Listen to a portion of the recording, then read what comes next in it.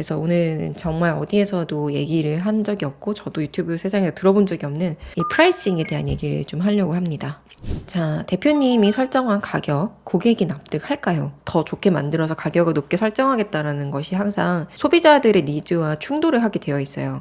왜냐하면 소비자들은 모든 물건에 대해서 자기가 생각을 하는 가격 상한선을 무의식적으로 정해두거든요.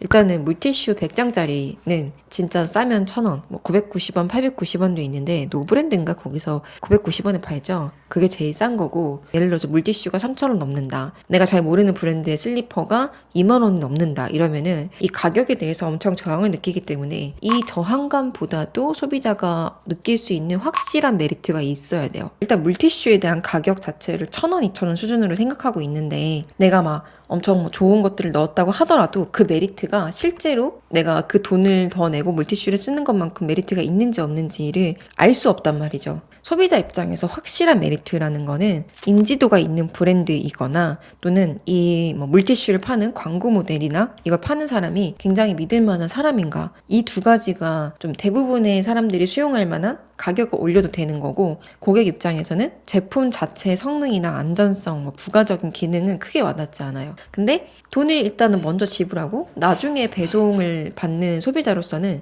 이 거래의 공평성에 대해서 무의식적으로 의심할 수밖에 없는 거죠. 돈을 더 지불하고서라도 살만한 가치가 있는, 돈과 바꿀 수 있는 메리트인가 라는 의심을 무의식적으로 하기 때문이에요. 그래서 수많은 제품들의 뭐 여러 가지 강점이 있을 거예요. 뭐 브랜드, 디자인, 가격, 성능, 안전성 이런 것 중에서 소비자가 가장 확실하게 믿을 수 있고 확실하게 내가 이 나의 메리트라고 생각할 수 있는 것은 바로 가격이에요. 그래서 더 높은 매출을 바랄 때에는 더 소득이 낮은, 더 이 제품을 구매 확률이 더 낮은 사람을 계속 타겟팅을 해야 되는데, 문제는 소득이 낮을수록 차라리 나는 돈을 덜 주겠다라고 생각하는 사람들이 많아지는 거죠. 그렇다면은 결국은 어떤 높은 매출은 낮은 혹은 적당한 가격대의 제품에서 나올 수밖에 없어요. 여러분이 블랭크 코퍼레이션이라는 회사를 아는지 모르겠는데 몇 년 전에 굉장히 컸었어요. 그래서 막 매출이 폭발적으로 늘어나서 막 1,000억을 3년 만에 넘었나. 그런데 그 회사가 성공한 이유가 고만고만한 가격대의 제품을 인스타그램 광고를 바탕으로 충동 구매를 시키는 모델이었어요. 악어 발팩, 마약 베개 이런 굉장히 좀 저렴한 생활용품들, 전 국민이 살만한 것들. 블랭크는 정말 절대로 이렇게 엄청 비싼 제품을 팔지 않았어요. 뭐 이런 데를 보면은 인스타그램 광고를 바탕으로 굉장히 저렴한 제품들을 충동 구매할 수 있는 그런 샵이죠. 그리고 가격대 굉장히 낮아요. 이게 이 비즈니스 모델의 핵심이에요. 여러분이 만약에 어떤 제품을 이제 기획하고 싶고 그걸 마케팅을 좀 태워서 매출을 많이 올리고 싶다라고 하면 1,000명 중에 900명이 살 것 같은 제품을 일단 기획을 해야 돼요.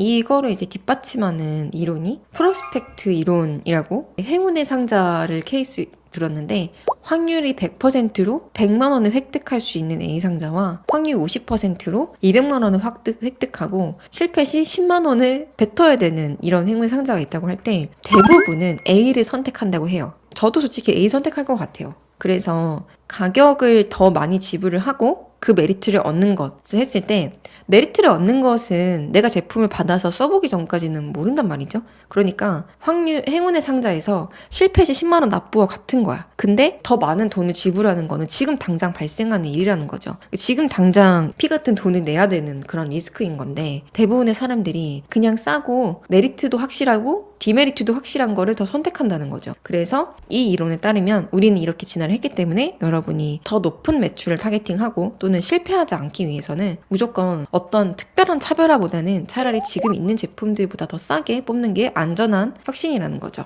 제품을 기획하는 쪽에서 봤을 때는 제가 정말 수많은 대표님을 컨설팅 해보고 느낀 게, 그 누구도 지금 있는 물티슈를 지금의 과 같은 스펙으로 하되 막 700원에 만들겠다, 500원에 만들겠다 하는 생각을 하는 사람은 별로 없어요. 왜냐면 돈을 더 벌기 위해서 사업을 기본적으로 하고 마진율을 높이는 것에 항상 관심이 있거든요. 사실은 근데 단기적으로 봤을 때 더 안전한 전략은 같은 성능인데 더 싸게 만드는 거예요. 근데 그러니까 이제 당연히 시중에 잘 팔리고 있는 제품보다 훨씬 더 좋은 어떤 재료들을 쓰니까 제품의 자체도 퀄리티가 올라가는 것은 당연하죠. 근데 이렇게 좋은 재료를 쓰면서도 시중에 있는 저렴한 제품과 같은 가격을 유지할 수 있다면 그것은 혁신이에요. 하지만 이렇게 좋게 만들면서 시중에 형성되어 있는 제품 가격보다 비싸지니까 여기서 문제가 발생하는 거죠. 소비자들은 앞서 말씀을 드린 대로 제품의 기획자 측면에서 더 얹은 많은 기능, 편리함 같은 것보다 가격이 높은 곳에서 리스크를 크게 느끼기 때문에 이제 거래 자체가 일어나지 않게 되는 거죠.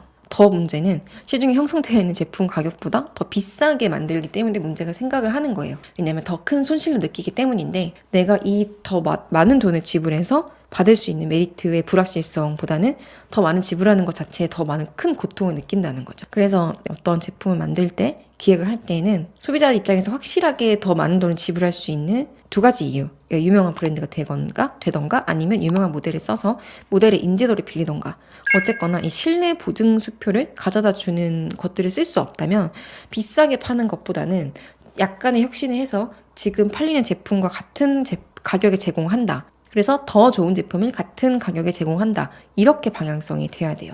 온라인 판매의 특성 때문인데요. 일단 온라인 판매는 비교가 정말 쉽죠. 그리고 오프라인 상담이랑 다른 게 누군가가 나한테 붙어가지고 이 제품에 대해 설명을 해주지 않아요. 검색어를 바탕으로 첫 페이지에 나오는 40개의 제품 중에서 정말 한두 개, 많으면 3, 4개 이 정도만 클릭을 한다는 거죠. 그랬을 때 사람들이한테 제일 먼저 들어오는 정보는 가격과 썸네일이에요. 썸네일에서 엄청난 차별화를 주지 못하면 가격에서 거의 1차 판단이 이루어져요. 그래서 썸네일에서 엄청난 차별화를 준다고 해도 시장에 형성되어 있는 주요 가격대를 벗어나 버리면 소비자는 클릭할 확률이 높지 않다는 거죠. 그래서 여러분이 제품을 기획할 때에는 제일 먼저 시장에 형성된 가격대 안에서 제품의 기획을 해야 된다는 사실을 잊지 마셔야 합니다.